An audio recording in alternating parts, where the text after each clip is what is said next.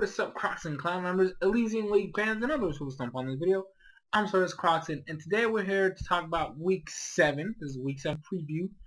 And we have some interesting matches this week. Obviously, this is the second week coming off of free agency. So last week, it was a little bit of a shake-up because, the teams had new members, and there was just a lot of switching around. So it was a little bit new for some players, so it was kind of like that. It was a transition. So this is where it begins, because now we're still getting familiar with our new teams, but for the most part, we kind of have an idea of where to go. So the first match we have scheduled is the new Richmond Riparians against the Queen City Retaliates. Now the Richmond Riparians actually came up a win this week, their first win after their name change. Because this was previously the Graceful Gardevoirs. Have a new coach, a new team, a new name. So this is basically, I guess, their start forward. So this is their first win. And then the Queen City Retaliates are actually on a losing streak. They have lost, I think, majority of the matches. I think they only won their first match, and then have been on like weird losing streak as of late. So this week is basically the Richmond Riparians trying to prove themselves, right? So they are still technically at the bottom of the ladder because they replaced the Gardevoirs, who had the worst record in the league. So they are stuck with that brand. So they're still stuck with the brand of being technically at the bottom. So both of these teams are basically coming in to try to prove themselves. The Richmond Riparians just came off a win, so if they win again, well, that's kind of trying to step them in the right direction. Whereas the Retaliates, maybe they can finally break that losing streak. And granted, I'm still getting familiarized with the new team, so I actually have no idea who has what. I do know the Riparians have a Mega Gardevoir because that was in the last team, and he actually kept that. As for the Retaliates, he actually made a couple changes, so I don't actually know what his new team looks like. But it's going to be an interesting match. Basically, both of these players are going to try to prove themselves because I think they're both at the bottom of the ladder at the moment, so we'll see how it goes. The second match we have is the Braviaries, or the Atlanta Braviaries, and then the Elex Forest Future Sites. Gosh, can I please talk?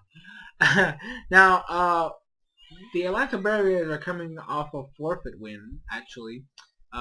So we don't have the replay, so I honestly have no idea how the match went. And I think actually a majority of us don't know how the match went because nobody saw it, and nobody had access to it, and nobody saved the replay. So we have no idea how the teams actually fared. But he is coming off technically a win, if you want to call it that. And then the Future Sites, well, they're coming off a loss. So they, technically speaking, both of these teams are kind of on the same spot as the previous match because they're both technically still on the lower half of the ladder. And they kind of have to try to prove themselves in this week. The Atlanta Braviaries, yes, they got the win, but it was a forfeit win, so honestly we have no idea how good or bad it would have gone. And then the Future Sides do have a new team, which actually seems to work for them. I mean, it was definitely, I had to think in my match against them, so the team switch really helped them out because then I had to really build a different team because before that I just had their Manitan and it was gonna basically wreck his entire team. But I couldn't do that anymore. So the new mix-up will definitely help them out in the long run. Hopefully we can see how that's going to work out. The third match is the Triton Tortugas and then the Kentucky Fried Combuskins. The Kentucky Fried Combuskins have been on a roll lately, guys. They have, oh my goodness. They have that one loss. I mean, they have the loss in the beginning and then the loss against the Miltanks. They have the loss against the Milton, but they have actually been very solid in recent weeks. So this is going to be interesting. The Tortugas, unfortunately, are like they're in this weird phase of they're kind of doing good, but at the same time they're not doing good. They have made some mistakes in the past that kind of helps. It hinders them in the match. So we'll see. Depending on how he plays this week, we might see maybe a try back in glory. Because he's actually, like, he was at the top of the ladder and he's just slowly been going down. Whereas the Kentucky Fried Combuskins have been slowly climbing up. So, they want that top. I believe they're sitting in 4th place right now, so that's actually pretty good. I know for a fact that the Tortugas only made one change in the team, and that's adding Dragalge by dropping Crocodile. So, I mean, honestly, it just depends on how they set up their teams to see who actually win this. But I'm definitely looking forward to these guys and watching their match, because basically the Tortugas are going to try to, prove themselves again to try to break that, because they're basically even right now. They're 3-3. Try to break that even in a positive light, whereas the Combustions are just gonna want to try to stick and like win this, so they can maintain at the that upper echelon of the tier list, not tier list, of the league list, the ladder. Gosh damn, I can't even use words right now. This damn turkey mess. I'm just kidding. But anyways, the 4th match that we have is my team, the Lugias, versus the Miltanks. Now, I am not looking forward to this match because Miltanks have the bulkiest team in the entire league. Granted, they did get rid of Mega Slowbro, so that's kind of a plus.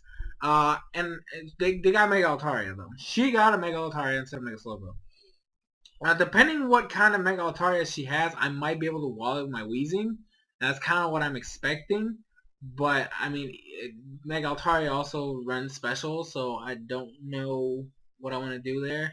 So this match is going to be, like, I'm definitely going to have to think hard on my feet for this one. I have no idea what to expect, except walls upon walls upon walls. Granted, she does have some more offense this time around, but still, the majority of her teams is a wall, so I have to, like, really think on my feet, like, what the heck am I going to bring to the match, and try to work around that. But this is going to be, I mean, I'm looking forward to it. I hope the Miltanks are looking forward to it. Granted, I usually like to, we practice sometimes, and this time we're not going to be able to do that because we're facing each other, and I don't want to spoil any secrets. Gotta keep this. So, yeah, the only thing, like, right now, like I said, the only thing I'm thinking of Weezing blocking, or, dealing with Mega Altaria, but if she runs special, then I'm going to have to do something else. Yes, I know I technically just kind of spoiled myself, maybe saying, go special, but that means I can just bring a special one. I'm not going to say who it is. So, it's all mind games. It's all mind games. The last match we have is the Floridian Stunfisk versus the Bagalonas. Now, this is the match that's really going to shape... This match right here is the how do I put this? Essentially, this is the battle for the top right now. The Bagalonas lost their match this week, right? Last week they lost their match, which meant they lost their first place because the Stunfisk actually won. So that means that put them above. So they're at the top right now. They're number 1, and the Bagalonas are number 2. This is gonna be hard because both teams are basically the same right now, right? And it's just a matter of record. Because if the Stunfisk lose, that's gonna be the first loss, but it's gonna be a 5-1. Right? It's gonna be a 5-1. But the Bagalonas will then get that win, giving them a 6-1 because they have had one more week of matches because the Stunfisk had the first week off. So the bye week was really a hindrance in this case. So but the Stunfisk win, right? If the Stunfisk win, that means the Bagalonas will actually go down. And I believe, actually it depends. If I win my match against the Miltanks, and the Bagalonas lose their match against the Stunfisk, I actually get to be in 2nd place. But like I said, it all depends on how that match will work. Like if I win against the Miltanks, I'll technically still be in 3rd place if the Stunfisk lose, because he'll be at a 5-1, but I think he has a higher positive ratio than I do, so it'll definitely be a hindrance to me if he loses. But if he wins, I automatically get to be in 2nd place if I win my match. So that's kind of what I'm hoping for. I hope the Stunfisk win just so, and then like hopefully I'll win so that way I'll be in 2nd place, and I'll just have to like work around it to try to. I mean, it's gonna be a hard climb to get back to 1st because I got that one loss in the beginning. And as long as the Stunfists remain undefeated, I cannot break that third place. Or that I can't break the first place until they lose. But they have to win this match to get me to second place at best. So like the Miltons are good, but I'm gonna go in this time because this week basically represents the breaking point. If I win my match and the Stunfists beat Babylonis, that automatically puts me in the second place running. And after that, all I need is the Stunfists to lose once, and I'm automatically in the top. That's the game plan right now. But of course, sometimes, things don't work out in anybody's favor. And technically speaking, the Bagalonas have like the hex gods behind them at all times. So, yeah. But we'll see how this goes. I'm really looking forward to this. And then the Minneapolis Magnazones have their bye week this week. Kind of rethink on the recent battles and maybe like go from there. They're actually the ones that had to forfeit, I believe. Was it them? What? No.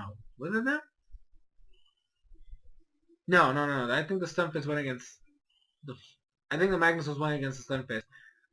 So that was actually a 3-0. But anyways, the point is, they have a bye week, so they can maybe think about what they're gonna do for week 8 and then come in stronger. But yeah, so right now, this week right now is a big bombshell right now. This week is like we got people fighting in the bottom, trying to get to at least the middle of the ladder. We have people that are like in the middle of the ladder trying to fight to maintain or move up, and then you have the last two matches. Those are like the biggest matches in this point. Because if the Meltanks win this match, it's gonna help them a lot. They're gonna move up, but it's gonna move me down. I believe that if I lose this match, the Combustions actually go above me. I think. Don't quote me. But I believe that's what it is. They go above me. So it's all a matter of I have to win, and the Stunfists have to win for me to be in second place. That's the gist of it. I have to win, and the Stunfists have to win for me to be in second place. So for me, this is the most important week right now because after that, it's just a matter of the Stunfists messing up once, just once, and I'm at the top. But that'll come when it comes. I need the Stunfists to win this week to be in second place. I need to win, and the Stunfists need to win for me to be in second place. But yeah, so definitely looking. This is gonna be a nervous-ass week, man. Gosh. Well, we'll see how this goes. But anyways, guys, thank you guys so much for watching. Hope you guys are looking forward to these next week's matches, or this week's matches, technically speaking. But yeah, so that's gonna be it. Thank you guys so much for watching. Happy Thanksgiving to all of you out there. Hope you guys stuffed your faces. I'm SoresanCrockxen, and I'll see you guys in future videos.